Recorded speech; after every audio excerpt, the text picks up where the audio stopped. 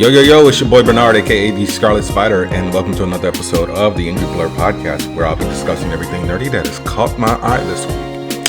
And not a lot of news this week, but I'm pretty sure I can milk this episode for about 30-40 minutes, because at the time of this recording, NYCC is also going on. So I'm going to talk about everything that's related to that next week. I think I said that like a week and a half ago or something like that. But anyway, let's get into our news story, shall we?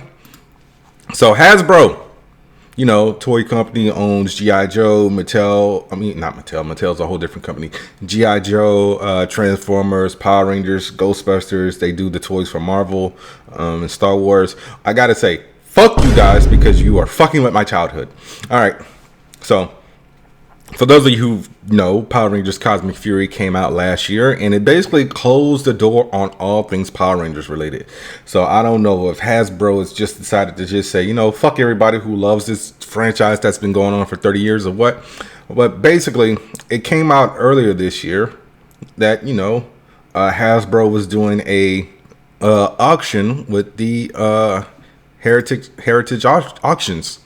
So basically, they're the world's largest collectibles auctioneer. And we were like, okay, cool. Sell off some Power Ranger stuff. But they said, no. Fuck y'all, we selling everything. So the auction began at the time of this recording today, October 18th. And so they are selling everything from Mighty Morphin to Cosmic Fury. And a lot of Rangers are pissed, because if Hasbro was going to do this, they could have honestly, because every single Ranger has had multiple costumes. They could have given at least everybody at least one version of their costume. But now they are selling everything.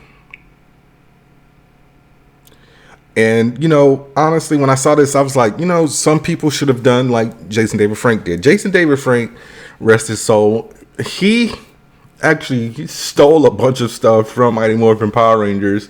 Like, he has he had his original Morpher, the original Dragon Dagger. I don't think he had the shield, but I think he also took a helmet from Mighty Morphin. So Yoshi Saraduso, who played Koda on Power Rangers Dino Charge, he made a post that said, Hasbro saw harder for cash. They'd rather sell off their props and costumes rather than give them to the respective actors who would cherish the fuck out of them. Brendan Mija, who was his co-star in Dino Charge, also revealed that they were devastated to learn that they couldn't keep the suits. And Hunter Dino, who was the Pink Ranger in, I can't remember the series before Cosmic Fury, but she became the Red Ranger in Cosmic Fury. And she played Amelia. And she just said that, they're doing this just so they can make a pretty penny instead of giving the actors and the stunt workers their suits. Or auction them off for charity at the very least. But yeah, everybody's like mad about it. SPD's Matt Austin Sadowski, he says that he plans to put a bid on things from his specific shows. Even David Felding, who was the head of Zordon, not the voice, said that, he will also plan on putting some bids in. But yeah, I'm looking at Matt's tweet right now. He said it's kind of crazy that there are lots heritage auctions. It's kind of crazy that there are lots heritage auctions that have personal items of the cast, hair and makeup, costume Polaroids that I've never seen and would love to have. I'll definitely be bidding on my own wardrobe, but sure, I will be outbid. So yeah, it's messed up.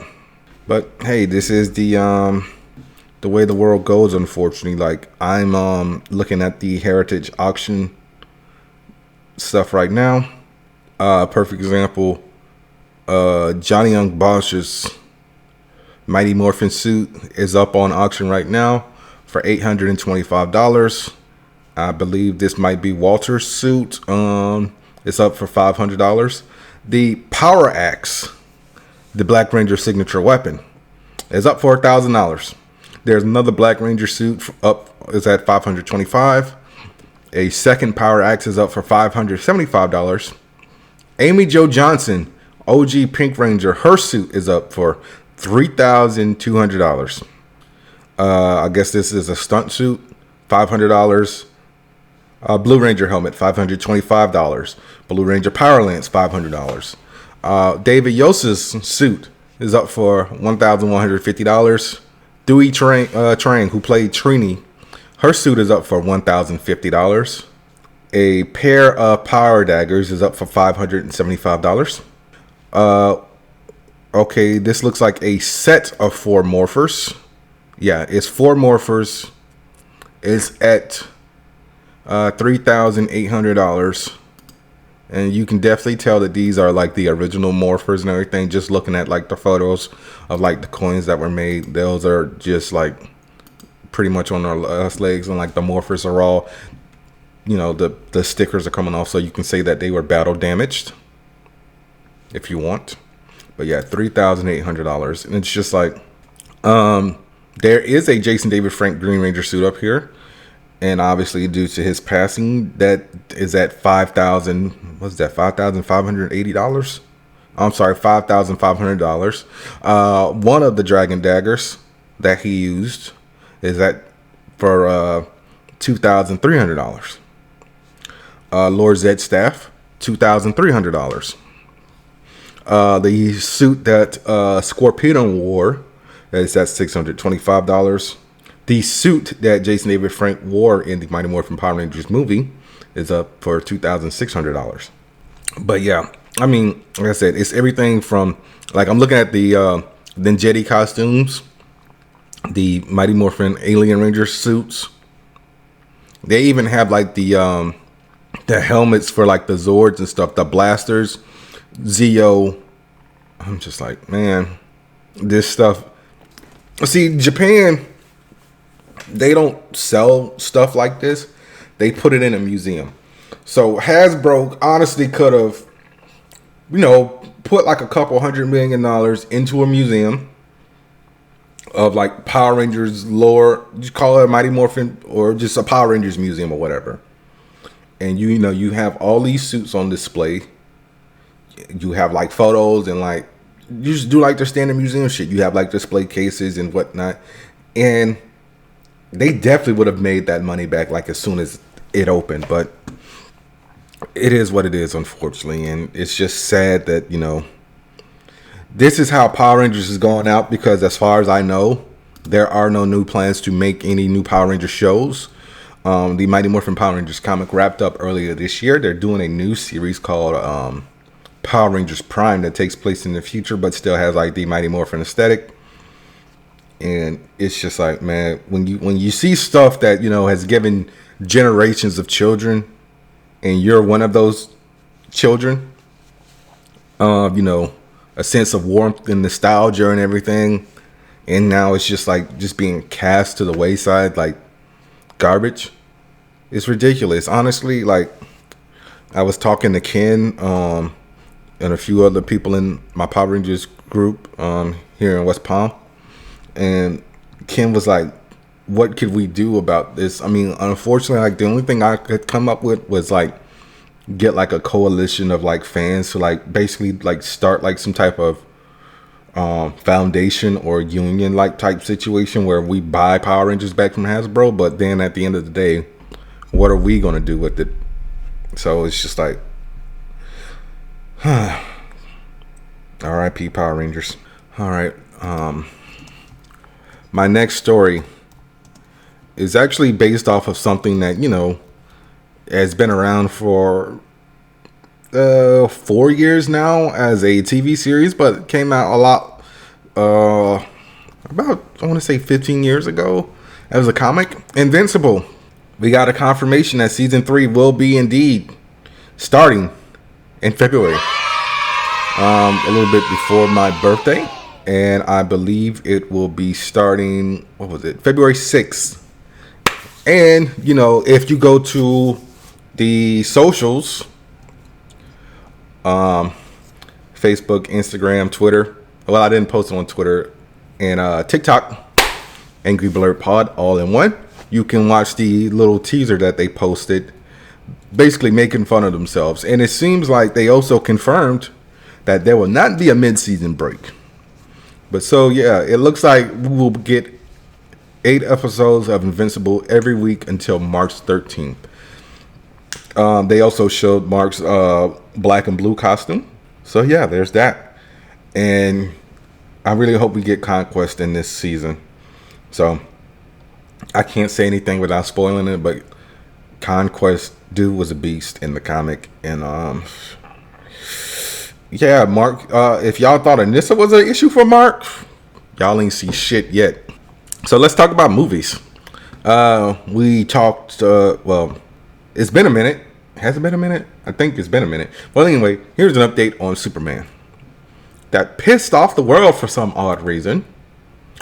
So James Gunn made an announcement on the 15th that said, hey guys, guess what? We're putting crypto in the movie. And everyone lost their mind. So like this was a nice heartfelt post. So I'm going to read it.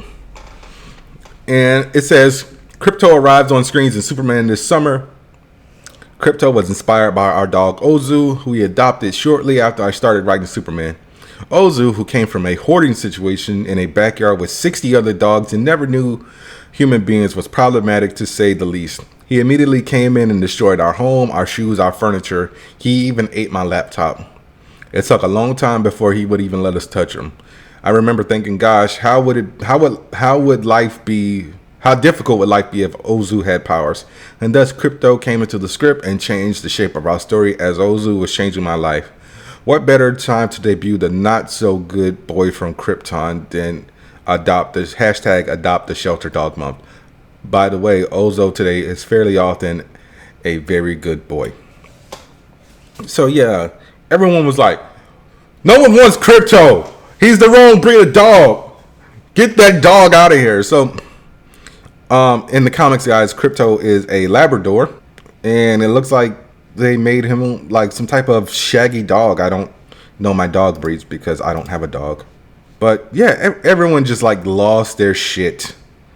Let me actually go to this on my Twitter page. And I will read some of the comments. Because it's just like, come on, man. Crypto is like having a nice resurgence, but like there are some good posts. Like somebody named Brandon Davies. Is this guy? No, I don't know who that is. He said, man, your love for animals and the way you incorporate them in the story is awesome. Would love to see a Michael Keaton Batman Beyond film that features Ace. Thank you, James Gunn, for making this a really thank you, James Gunn, for making this a reality. Very excited for the film. Superman and Super Pet, I might cry. Crypto's live action debut. Then somebody's like, embrace the DC multiverse and please release the Ayer cut for David Ayer. Why is this dog here? This ain't Crypto.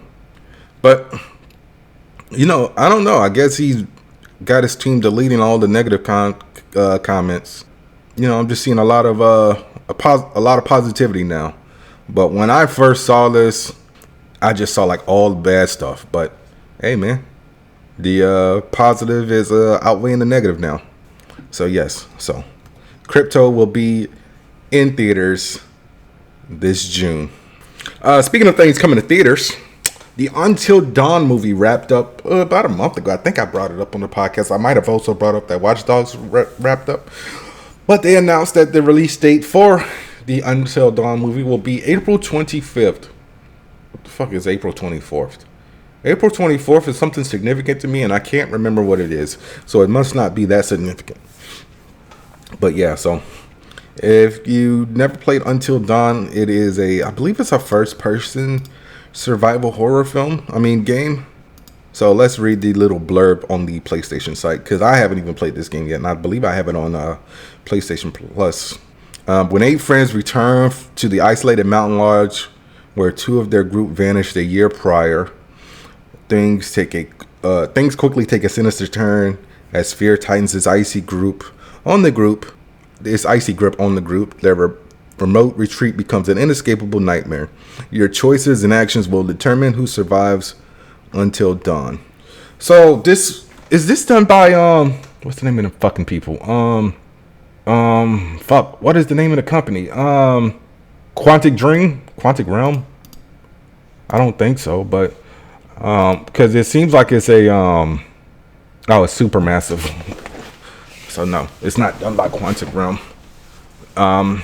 So it looks like it's a cause and effect game. So I'll check it out. I keep saying that, but I still haven't done it yet. I gotta beat Final Fantasy VII Rebirth first. So we got some news for the boys. We got casting news actually. Mason Dye, who a lot of us may have seen in Stranger Things in season 4. He played Jason Carver. He was the jock who thought Eddie killed his girlfriend when it was really Nekka. Nekka? No, not Nekka. What is that motherfucker's name? I almost said Nero, but that's a Green Lantern thing. Vecna. There we go. Sorry, I was looking at my Back to the Future figures when I said NECA toy company. But he will be playing Bomb Sight on The Boys. So I don't know much about Bomb Sight because I didn't read The Boys comics. I am looking at his wiki background. Oh, this is for the TV show. This isn't the comic. So it says, shortly after Bomb Sight's birth, his parents accepted Vaught's offer to inject him with Compound V, subsequently transforming him into a super, granting him superhuman abilities and powers. So in 1963, Bomb Sight starred in a thriller called The Curse of Fu Manchu. And Bomb Sight is also the third oldest known suit in the Boys universe. Let's see if we can find comics. Everything's just talking about Mason Dye. But yeah, so we'll get season 5. So final season sometime next year after Gen V. And I didn't know I saw that much shit with Mason dying in it before season 4 of Stranger Things. So he was in a TV movie I saw a few years ago called Truth or Dare. And he was also in Teen Wolf. So I was like, oh, okay. I got to give props to Marvel and, their production team, because what was the budget for Deadpool and Wolverine? Because I found out this little fun fact, and I was just like, I'm sorry, it costs what? So this movie cost $200 million to make, and out of that $200 million, you want to know what cost $100,000 to be seen for all of a minute and 10 seconds? The brown and yellow suit that Hugh Jackman wore in Deadpool and Wolverine. I'm like, I'm sorry, what? It was on screen for all of a minute, and I was just like, I can't believe that. That is ridiculous. So I'm actually going to look at some of the comments on this. Somebody said, I'm starting to think Hollywood is just a money laundering operation. Cosplayers could have made the same thing for $200 and a pack of glue sticks. That's what they get for hiring Tommy Bahama. Yeah, costume design is a fucking art. Much like a fancy car, it takes fucking time to make this shit. Great investments to make over $1 billion. $100K well spent, worth $200 million without the suit.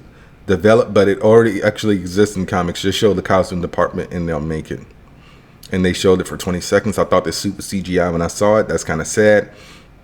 That's how much the figure will cost. So it's fair trade worth. It seems excessive. It should have gotten way more screen time. Then they're fucking morons. What's it made out of? Adamantium? So yeah, I mean, do you think that suit being on screen for all of 2 seconds was worth $100,000? If so, please let me know in the comments, because I saw that and I was just like, okay. I don't, what? There are moments where, I complain about things that the government does, and it's just like, come on, what are we doing here, people? But this is one of those moments where I have to give the FTC, aka the Federal Trade Commission, their props. So in a world where companies try to make you go through all of this rigmarole to cancel subscriptions or unsubscribe from shit, they have said, no. This will change the way things are done now. So now Netflix, Disney Plus, Hulu, whatever new subscription you're subscribed to, anything you're subscribed to now, in order to cancel, it will just be literally one fucking click. You don't have to be like, Oh, why did you want us to unsubscribe? Are you sure we can't get you to unsubscribe? Are you really sure that you want to cancel this? Yeah, the one-click rule will go into effect. It was published, so they said it will be 180 days after being published, and that was what, the 16th? Siri, what's 180 days after October 16th? It's Monday, April 14th, 2025. So April 14th, 2025, we will get the one-click unsubscribe / cancel mandate. And honestly, I'm all for it. But I'm going to take a break, listen to the ad from Dubby. Y'all know how it goes. This episode is brought to you by Dubby. Dubby gives you focus and energy without the crash and jitters. It has no sugar, fillers, or artificial dyes. Mix one packet or scoop into 8 or 12 ounces of water. Stir or shake well. Some powderiness is normal, and it has all the important vitamins. So this has vitamin C, B3, B6, and B12. And it's made from coffee fruit extract. So drink it and go conquer a task. And go to dubby.gg and use my promo code Angry Blerd 10 at checkout to save 10% on your order. That's dubby.gg with promo code Angry Blerd 10. Welcome back, motherfuckers! Alright, so we got a few more stories left, and let's go ahead and get into them. A few of them are short blurbs, so let's go to it. Rick and Morty has been renewed for 2 more seasons. I mean, like, they keep doing like these 2-season renewals, and they just been renewed for seasons 11 and 12. And guess what? Season 8 is coming out next year. So we got, what, 4 more years? I mean, I'm pretty sure we're going to get a 4 more years Morty joke. But yeah. So as long as the show is, still hitting its numbers and still selling a shit ton of merch, it's just going to keep going. So I don't think I brought this up because it's just like, I didn't really care, but God of War, there's a TV show coming from, I believe, Prime. They announced that the showrunner left. Rafe Judkins left the project, and now they said that, they're going to start over from complete scratch, and that the studio wants to move in a different creative direction despite praising the previous scripts. It's just like, see, this is the same thing that's going on with Beau DeMille. Like, the scripts were already written. He basically gave you guys like the Bible to go, and now that he was terminated, you don't want to give him his residuals for writing and everything, and now you're gonna have to rewrite everything. It's just like, just take it on the chin. X-Men 97 was what, 10 episodes, I believe. He had 10 episodes written for season 2, and honestly, it might not succeed. Beau might have the special sauce, but I mean, at least God of War hasn't started production yet. Well, hasn't started filming yet, but they're still in the pre-production phases, so I guess they can pivot. But I don't know. Tom Holland. I don't know what's going on, but like, a lot of people have been giving Tom Holland shit lately, especially on Twitter. I really got to stay off that site. It's just like a bunch of bitter bitches. And when I say bitches, I just don't mean women. I just mean like incels and balding fat men. So like, people were like, oh, Tom Holland doesn't really have like anything outside of Spider-Man. He's Nathan Drake. He's done several movies that have been, I think I brought this up before. I feel like I have, but Cherry was good. That's on Apple TV. If you guys haven't checked that one out. The Devil All the Time on Netflix was amazing. I didn't review it because it was a psychological thriller. What else? People like Spies in Disguise. That's the movie he did, the animated movie he did with Will Smith. People loved Onward. Like I said, The Devil All the Time. Damn, feels like Uncharted came out 5 years ago, but it came out in 2022. So yeah, I mean, but anyway, that's neither here nor there. People were also giving him slack for it. He made non-alcoholic beer. So for those of you who don't know, Tom Holland is on record for saying that he started to develop a drinking problem. And although he still wants to be able to go out with his friends and drink, he started a non-alcoholic beer company. So I was just like, why are y'all hating? The man is, he doesn't want to spiral and just, be a full-blown alky at, what, 28? 28, I was right. All right. But yeah, anyway, so he was on the Rich Roll podcast. He basically talked about everything. So his family, his career, sobriety, and more.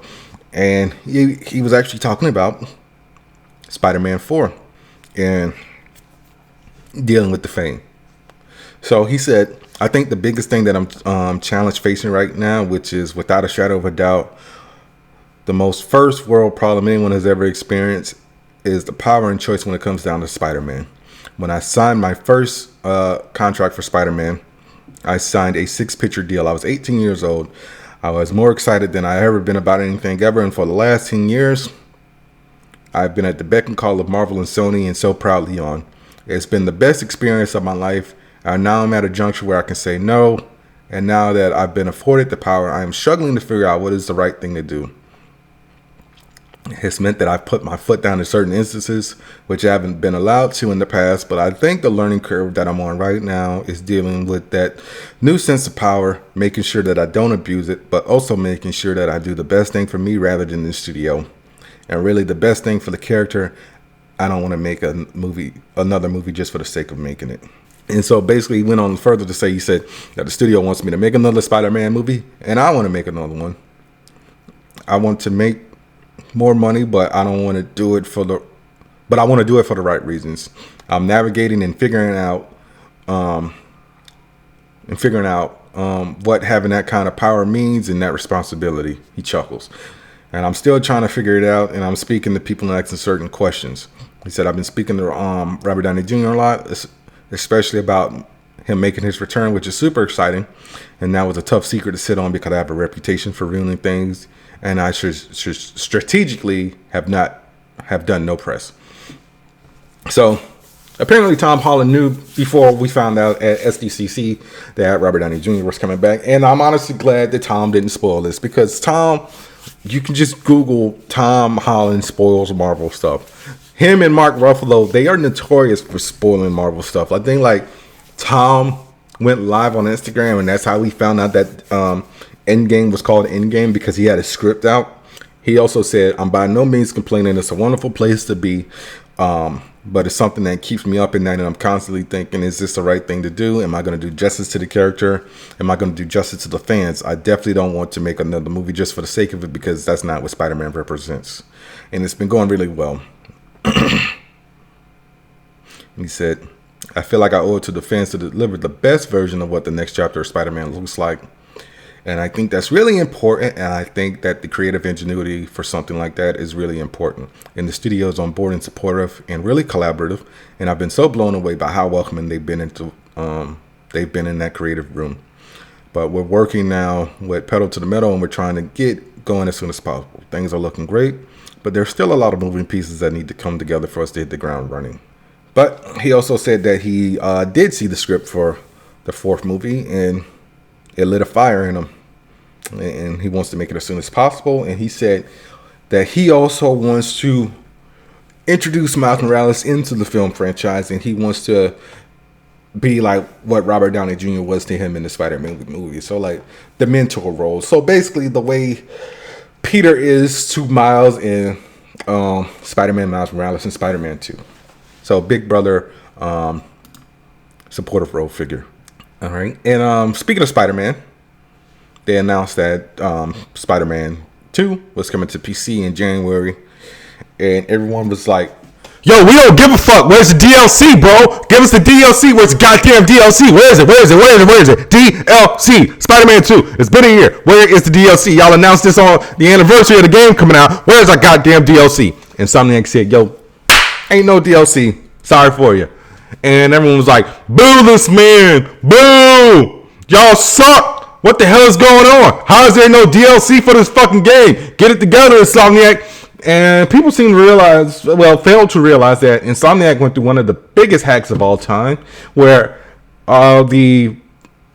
basically the rough drafts for the DLC got leaked. The the rendering for, was it the Wolverine game? I believe it was the rendering for the Wolverine game got leaked. Concept art for, I think it was Venom DLC got leaked. And it's just like, get the fuck over it, yo. If they don't want to release DLC, they don't have to release DLC. And I actually saw a post on Reddit that I absolutely 100% agreed with. Let me go to Reddit real quick on my phone. This was a repost. I guess this was on Instagram. Whoever posted marked out the guy's name. He said, y'all bashed and leaked them boys away for real. They worked hard to give us a decent Spider-Man game, sets PlayStation records for pre-orders and copies sold, and what did they get in return? Nothing but complaining and belittlement the entire time. Then doubled down on it with no game awards. I don't blame them boys at all. Let's work harder on the DLC for the game they don't even like, and y'all complain more about how long it took for it to come out and how much the first one was, how much better the first one was. Fuck out of here with all that. I'll save myself the time too. And this guy is absolutely right.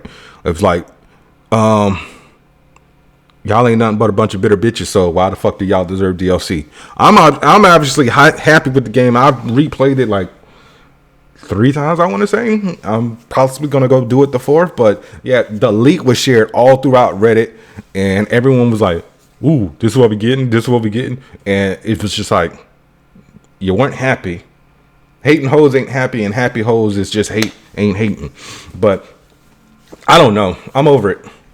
So, yeah, no DLC. Get over it. Luca Guadagnino, who is like Emma Stone's like best fucking friend, because she's been in like 2 of his movies, Poor Things and that other one with the weird poster in the fucking head. No, I'm sorry. That's not who I'm thinking about. Luca Guadagnino is the guy who directed Challengers. Who the fuck am I thinking about? I think that guy was Italian too. But anyway, Luca is directing a new adaptation of American Psycho for Lionsgate, and I'm just like, why are we just recycling shit? Like, American Psycho is only 20 years old. Like, when did that movie come out? I believe it came out in 2000. American Psycho was released in 2000. So it's like, can we just stop with the fucking recycling of shit? Yeah, April 14th, 2000. Movie's 24 years old. Can we stop it?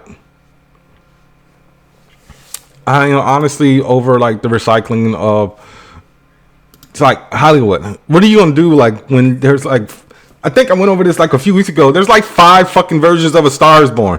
So can we please stop it? There are other books out there that haven't been adapted. Do I even have any up there? No, those are all biographies and shit. Hey, Luca, how about you get a job at DC and go work on the Static Shock movie? There's a bunch, like I said, there's a shit ton of novels that have not been adapted. If you didn't know, American Psycho was a fucking novel that was released in what, the early 90s? I believe like 93, 94. That obviously takes place in the 80s. 91, sorry. But yeah, it's just like, stop remaking shit, please. Okay? I'm over it. I brought this up, like I want to say like a year ago, but we finally got a release date. Well, opening date for the Universal Studios Epic Universe. Only thing that breaks my heart with this is it is a whole separate park, and I get it. It's justified. You can't really build more around Universal because of where it's at. Like, so it's like going to be like right up the road. But they announced that the theme park that features How to Train Your Dragon, Harry Potter, Nintendo, Universal Monsters, and what else was it? I can't remember what else. Will be opening on May 22nd. And if you are a annual pass holder like me, you got an email from Universal basically saying, hey guys, you get free first dibs. So I'm actually going to my email right now and I will tell you exactly what it said. On October 24th, pass holders will have the exclusive opportunity to purchase single-day admission before it goes on sale to the general public. Allocated ticket quantities per day will be available just for pass holders. Be sure to link your pass to your Universal account wallet for the easiest way to purchase. Plus, look for information regarding pass holder soft opening opportunities at Epic Universe in the coming months. So, ooh, that means I get first dibs, bitches. But seriously, I'm gonna check it out. I might go see if get some people to come with me, but I don't know. Fuck. Anyway, hit the spoiler alert, people. So, I am going to talk about episode 4 of The Penguin. Let me go back to the internet so I can tell you who directed this episode of The Penguin and the title of it. Episode 4. We are at the mid-season point. Ciantani was directed by Helen Shaver and written by John McClutchan. So, flashback episode after all the shenanigans that happened.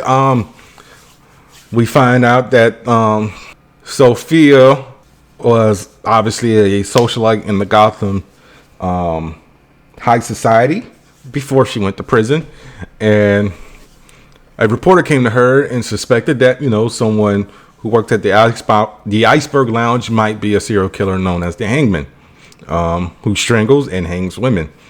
And Sophia starts to realize, her mother died from strangulation, and she starts to get this sneaking suspicion that, hey, maybe my father killed my mother. And so she meets with this reporter to get more information. Snitches on her to her father that she went to go see a reporter. So her father gets her locked up in Arkham by framing her for the murders. So she is originally confined only 6 months, but Carmine makes sure she stays for over a decade. He literally tries to have her killed. She's subjected to electroshock therapy to the point where she basically snaps and kills her cell neighbor Magpie. And just bro, the shit hit the fan. And that whole flashback, it was like shit. And we jump back to the present day after Oz leaves her stranded. Well, Oz and Victor leave her stranded. She called Julian Rush, who was actually one of her doctors in Arkham, and he's like, yo, maybe the best thing for you to do is to just leave.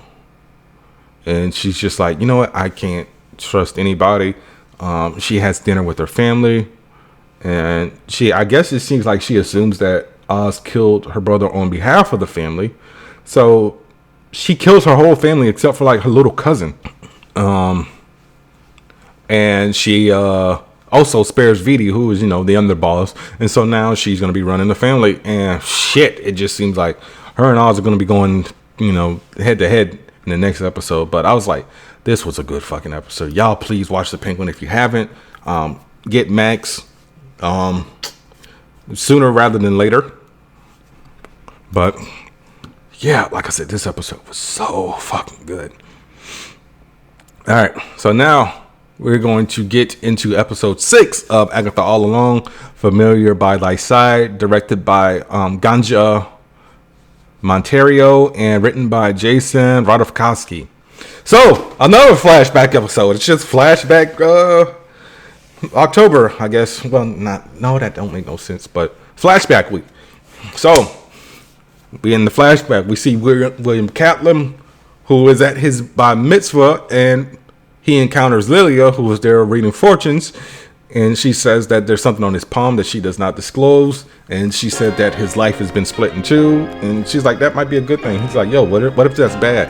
And Lilia's doing the whole, seeing the future thing while in the present, and she's the one who actually put the sigil on him. So she actually forgot, like Agatha said, whoever puts the sigil on you won't even remember.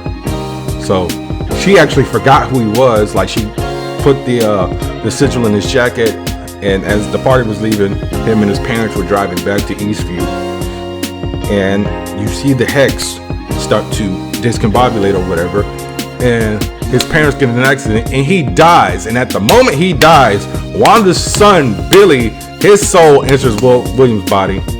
And he's having trouble adjusting to the accident due to the newfound ability to read minds and the simple fact that he doesn't remember nothing before. And 3 years later, he tells his boyfriend Eddie about everything that happened to him, and they agree to go meet somebody that he met off of Reddit, and it's none other than Ralph Boner himself, who tells him everything about that happened in Westview, and Agatha, and Wanda, and Billy and Tommy. And Willie realizes that, Billy realizes that he is Wanda's son at that point. And so we see what happened when he broke into Agatha's house, and that scene was all funny and shit because we saw it from the perspective of Agatha, thinking that she's in an interrogation room and everything, and she's holding him hostage. And then he breaks the spell. Agatha gets out the mud and realizing that the sigil has been destroyed, and figures out that Billy is trying to find Tommy and that they are going to continue on the road together since he can't control his power. But man, we got 3 more episodes of this, and it's just like, man, I really wish this wasn't a miniseries, but who knows? I'm pretty sure John Locke is going to be in something else, because we've been getting too many goddamn Young Avengers throughout the MCU. We got Kate Bishop, we got Eli, we got Billy and Tommy. We didn't get a young Kane yet. We didn't get Teddy Altman. But man, this shit is good, and we just need to keep the pedal on the gas, because we are cooking with Crisco in this bitch. Well, yeah, guys, before editing and everything, I am at 47 minutes, so I was able to do it. Give me a round of applause. Yay! So yeah, that was another episode of the Angry Blerd podcast. I'm your hostess with the mostest, your boy Bernard. Be sure to rate, review, subscribe, tell a friend. Go to w.gg, use the promo code AngryBlerd10 at checkout to save 10% on your order. Follow me on Twitter, TikTok for now, Facebook, Instagram, all at Angry Blerd Pod, okay? Also, be sure to rate, review, subscribe, tell a friend. Next week, episode 5 of The Penguin, episode 7 of Agatha. I am probably going to review Mr. Crockett next week because I thought that was a TV series, but it is a movie. I told you guys about it earlier this month. It's on Hulu. But yeah, I'll see y'all next week. Deuces!